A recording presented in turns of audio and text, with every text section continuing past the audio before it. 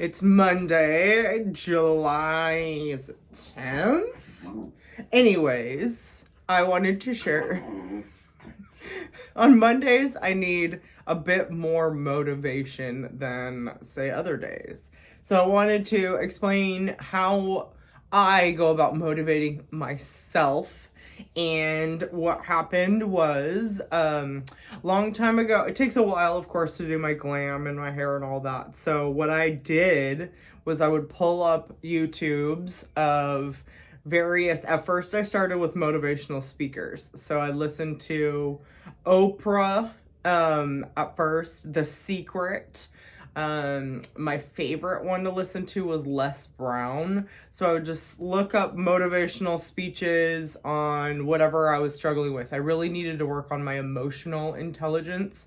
So I did that. Did a lot of that. And I found that while I'm doing something like my hair and I have my phone or an iPad or something playing these motivational words, they're getting into my brain as I'm doing something else. And that's how I learn the best, is when I'm like, all day today I was just coloring sheets so that I could, tone out the noise and get through the day. That's the same for me when I do this kind of glam. That's why I don't ever really do these get ready with me videos, is because I'm listening. That's my time while I'm getting my face done, is to listen to those motivational speeches. Now, in 2020, when my grandmother died, I really got more back in touch with my faith. I've been a Christian since I was like 6, but as far as living a Christian life,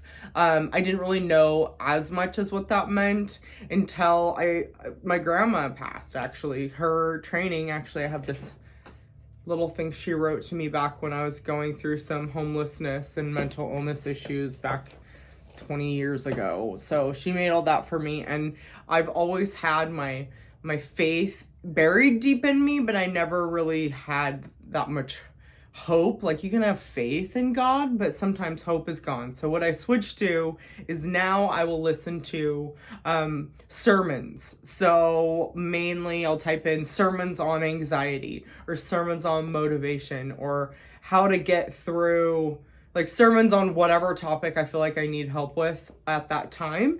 And I've found a few pastors that I like. Some I like change it up because I don't think it's good for you to learn on your own from the same person, because what if their doctrines are different than what your beliefs are, blah, blah, blah, blah, blah.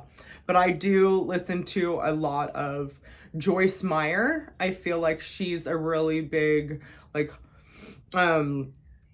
she'll teach you the hard truth and really kind of make you really think about your actions. Like, do you put your cart just right next to your car and then leave it? Or do you get a little guilty conscience and think, oh, I should be nice and walk this cart back into the store? So she uses a lot of biblical teachings to kind of teach you how to be a better Christian. So she's helped with me. I've listened to her a lot over the last year and a half, along with Elevation Church. I listen to a lot of Elevation worship music.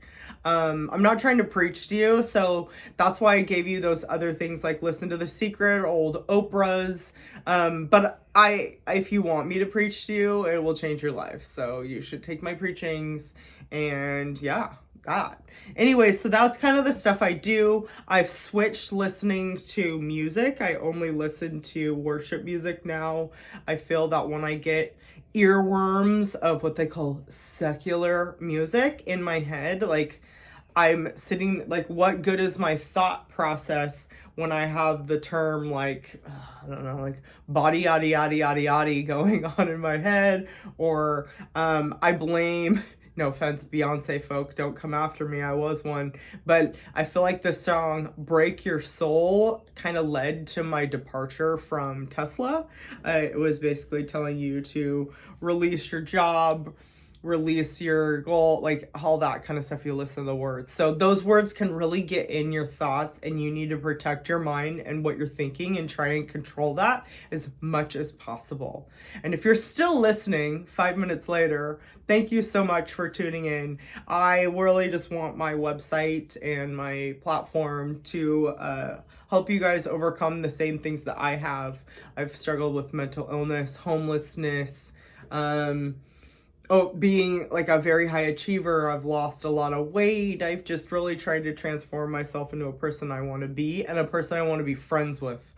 That's the hardest part, is transforming who you are to your core. Like if you're holding on to a lot of trauma and stress, like you're gonna ooze that out around you, like to the people who you have to be with, like coworkers and stuff. And I'm really glad that I've really dedicated my mind and soul to becoming a better person for the world, and that's what I hope to convey to all of you.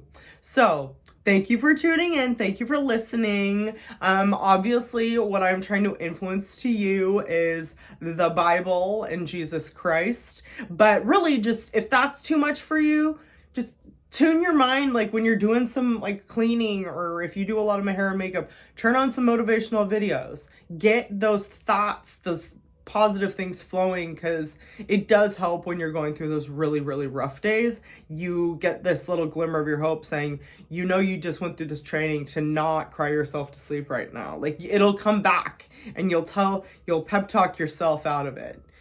But anyways, okay, enough rambling. Thanks for tuning in. I will talk to you soon. Okay, bye.